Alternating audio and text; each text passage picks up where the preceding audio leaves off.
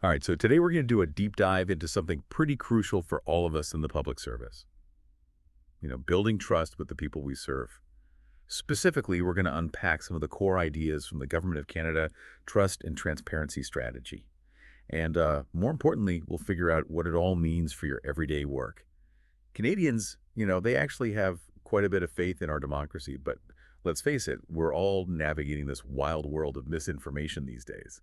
So this strategy, it's not just about checking boxes, it's really more like a roadmap for making government work better for everyone. It's such an interesting challenge, right? Because we're not exactly reinventing the wheel here. Canadians do trust our democratic system, Hmm. but to keep that trust strong, especially in a world where information and misinformation spreads so fast, we really have to be proactive and adaptable. Totally. That's what makes this whole thing so fascinating. I mean, we're not starting from scratch here. We're building on what's already a pretty solid foundation, but we need to make sure we're using the right tools and strategies to keep that foundation, strong. Absolutely. And the strategy really hammers home this point that public trust, it's a shared responsibility. It's not just something that happens way up top. It's something that each of us as public servants contributes to every single day. So true. Okay, so let's get down to it. Why should public servants of all people care so much about public trust? All right, imagine this. You're trying to launch this new community program, something that could really make a difference for a lot of people. But the folks you're trying to reach, they just don't trust the information you're giving them. It's like, trying to build a house on a foundation of sand. Public trust, that's the bedrock. Without it, our policies, our programs, even our best intentions, they're going to struggle to have any real impact. Yeah, that's a great way to put it. It's like, what's the point of having these amazing ideas if people don't trust us to actually, follow through?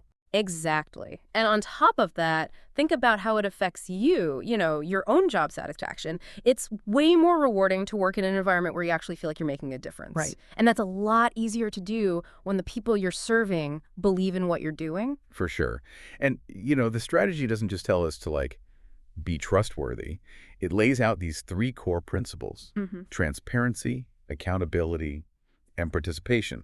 Now, those might sound like buzzwords, but I'm guessing they actually have pretty concrete meanings in this context. Oh, they do. And I think it's really important to highlight that these principles, they're all connected. They reinforce each other. So, for example, transparency is really essential for accountability. If we're not upfront about how we're operating and the decisions we're making, then there's no way for the public to hold us accountable. Okay, so let's break these principles down one by one. What does transparency really mean for a public servant, like in their day-to-day work? Those access to information requests, the ones that everyone loves? Well, transparency is about going beyond just reacting to those. It's about being proactive, saying, okay, how can I share information in a way that helps citizens understand how their government actually works? Uh, It's about, demystifying processes and decisions, even the data we use. so instead of waiting for someone to file a request, I could be posting summaries of key data or explanations of how a program works on our department website. Exactly. And think about the effect that has. You're building trust because you're showing people you have nothing to hide. You're giving them the power to engage with their government from a place of knowledge, not suspicion. I like that. Shifting from a reactive mindset to a more proactive one. Yeah. Makes me wonder though, does this apply to absolutely everything we do? Is there anything that shouldn't be transparent? Well, that's where accountability comes into play. We need to be transparent, yes, but we also need to be responsible with the information we have. There are going to be times when we need to protect sensitive data, whether it's for privacy reasons, national security, or a bunch of other legitimate reasons. Right, that makes sense. So it's about finding that balance between being open and protecting what needs to be protected. Okay, so where does participation fit into all of this? Think of participation as the two-way street of trust. We can be transparent, share information, and be accountable for our actions. But if we're not creating ways for citizens to share their perspectives, to make their voices heard, then we're missing a huge part of the equation. So it's not just about us talking at people, it's about listening too. Precisely. And that listening can take a lot of different forms. It could be town halls, online forums, even just picking up the phone and having a conversation with someone in the community. Participation is about making sure that the people we serve feel like they're part of the process, not just passive recipients. So far, we've talked a lot about why trust is important and these main principles, but the strategy also talks about this idea of being open by design. What does that even mean? It's a really clever way to frame this change in mindset. Instead of thinking of transparency as something we just tack on at the end, open by design means we build it into every step of what we do from the very beginning. So let's say you're working on a new program. Open by design asks, what information can I include from the get-go that will make this program more transparent and accessible for the people it's meant to serve? Hmm, that's interesting. So instead of just putting out a boring policy document, maybe I could make an infographic that explains it in plain language, or even a It short video that walks people through it. Exactly. It's about being creative and proactive. It's about thinking ahead, anticipating questions and concerns, and addressing them head on. It's about making information not just available, but easy to find and understand. This is starting to feel a lot less abstract and more like something we can actually, put into practice. Love I'm that. already getting some ideas for my own work. That's fantastic. And the great thing is, the strategy is full of resources and real world examples to help us, put these principles into action. Okay, I'm definitely intrigued. But before we get into the how-to part of this, I think it's worth taking a minute for our listeners to really think about what we've covered so far. It's a lot to process. And this is really just the tip of the iceberg. So we've kind of set the stage, right? We know why trust is so important. We've gone over these core principles of transparency, accountability, and participation. Plus, we've got this open by design thinking to work with. Now, let's get down to brass tacks. How does all of this actually play out in our work, as public servants? Well, one of the biggest things the strategy does is highlight the importance of data. It really encourages all of us, no matter our role, to think about how we can contribute to these open data initiatives. Wait, even if I'm not, like, a data analyst or something. Oh, absolutely. Let's say you work on a program that supports local businesses, for example. Even if you're not dealing with numbers all day, you probably have access to some valuable data. Maybe it's information on the types of businesses that benefit the most from the program or the challenges they face. By sharing that data, on an open data portal or something, you're not just increasing transparency, you're also providing insights that can help researchers, other departments, and even the businesses themselves. So it's about looking beyond my own little bubble, seeing how the information I have can contribute to the bigger picture. Exactly. And the strategy goes beyond just data, too. It pushes us to think about all the information we have that could build trust with the public. Think about those frequently asked questions you get from citizens all the time. What if, instead of just answering them individually, you turn those questions into publicly available resources? Oh, I see what you mean. Instead of waiting for people to call or email, I could put together a web page with clear answers to the most common questions. Exactly. And don't underestimate the power of plain language. We get so used to using jargon and technical terms, we forget that most people just want information presented in a way that's easy to understand. That's so true. Sometimes I even struggle to understand documents from my own department.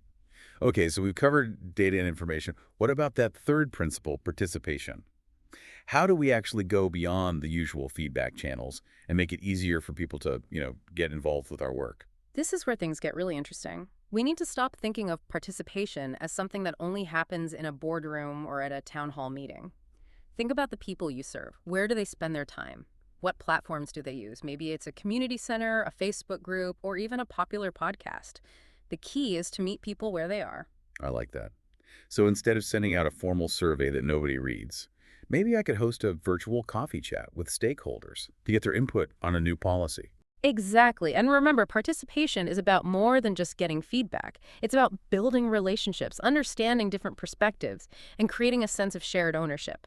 All this talk about principles and proactive thinking is great. But how does the government actually plan to put all of this into action? Is there like a roadmap or something? There is. Remember those two main pillars we mentioned earlier? The National Action Plan on Open Government and the Access to Information Modernization Action Plan? Those are basically the blueprints for making all of this happen. Oh, right. Okay, remind me what those are all about. So the National Action Plan, it lays out specific commitments in key areas where open government can really make a difference. Things like climate change, democracy, justice, those big complex issues where transparency and collaboration are super important. So it's about taking those high-level principles and turning them into concrete steps. Exactly. And then the Access to Information Modernization Action Plan. That focuses specifically on improving, access to information. Remember that ideal we talked about, where requesting records should be the last resort? This plan outlines how we can get closer to that. So things like streamlining the request process and proactively publishing more information. Exactly. And it's not just about making information available, it's about making it user-friendly. Think easy-to-navigate websites, plain language summaries, maybe even interactive data dashboards. It's about ensuring that people can actually find and understand the information they need. This is all sounding pretty good. But I can't help but wonder. Canada's a big country, and the government is, well, a bit of a machine. How do we know these plans won't just get lost in the bureaucracy? That's a valid concern, for sure. But here's something encouraging. Canada's not doing this alone. We're part of the Open Government Partnership. It's this global initiative that brings together governments and civil society organizations to promote open government principles. Hold on, so this isn't just a Canadian thing. Other countries are doing this too. Oh, absolutely. It's a global movement, and Canada is actually a leader in this area. And our current national action plan is aligned with 5 themes that are central to the Open Government Partnership: climate change and sustainable growth, democracy and civic space, fiscal transparency, justice, and open data for results. So we're all learning from each other, working together to make governments more open and accountable all over the world. That's pretty cool. But how does this translate to my day-to-day work? That's the million-dollar question, right? Yeah. And that's where I think the trust and transparency strategy is really helpful. It doesn't just lay out these abstract principles. It offers practical guidance and encourages us to ask ourselves some tough questions. Like Yeah. what? Give me an example. Well, going back to that idea of requesting records being the last resort, one question you could ask yourself is, how close is my work to that ideal?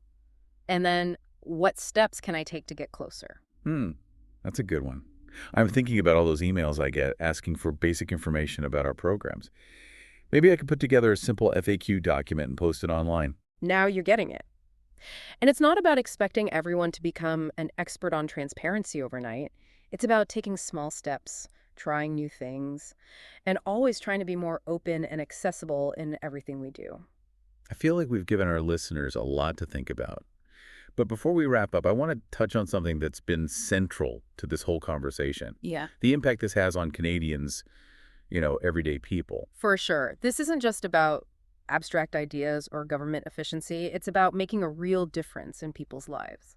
So how does embracing these principles, transparency, accountability, participation, how does that translate into positive change for citizens? Think about it this way. When people trust their government, they're more likely to participate in the democratic process. They're more likely to follow rules and policies. They're more likely to support important initiatives. Because they believe those initiatives are actually designed to benefit them. Exactly. And when people feel like they have a voice, that their opinions matter, they're more likely to trust the decisions that are made. So it's like a positive feedback loop. Transparency and participation lead to more trust, which leads to more effective policies and programs, which ultimately benefits everyone. That's the idea, right? To build a government that truly listens to its people. And that's definitely something I think we can all get behind. Well, we've covered a lot of ground in this deep dive into building trust and the Government of Canada Trust and Transparency Strategy. It's really made me think about these principles in a more concrete way. I agree. It's easy to get bogged down in the day-to-day and lose sight of why we're doing this work, but ultimately it's about serving Canadians and making the country better. And that all starts with trust. Definitely. And what I really appreciate about this strategy is that it gives us as public servants the tools to actually do something about it. It's not just like nice sounding words. It's a real call to action. And it acknowledges that building trust is a continuous process, right? It's not a finish line. It's more like a journey. And we're all on this journey together. So true. Speaking of journeys, if our listeners want to learn more, we highly recommend checking out the full Trust and Transparency Strategy document. You can find a link in the show notes. It's a good read, full of insights and examples and resources that can help you apply these principles to your own work. Okay, so before we wrap up, I got to ask, what's one thing that really stood out to you from our conversation? What's your biggest takeaway? For me, it's that shift from a need-to-know mindset to an open by default one. It's about challenging those old habits of secrecy and control and embracing a more open, collaborative way of working. That's a big shift, and I think it really speaks to the idea that transparency isn't just about, avoiding bad press or following the rules. It's about fundamentally changing how we engage with citizens, building relationships that are based on trust and respect. Well said. And when we approach our work with that attitude, I think there's really no limit to the positive impact we can have. I couldn't agree more. Well, on that note of optimism and empowerment, we want to hear from you, our listeners. What resonated with you from today's deep dive? How do you see these principles playing out in your own work? Share your thoughts and experiences on social media using the hashtag #DeepDiveTrust. We're all in this together, and we can learn so much from each other's stories. Thanks for joining us on this journey of exploring trust and transparency in the public service. Until next time, keep those conversations going, keep challenging the status quo, and keep striving to make government work better for everyone.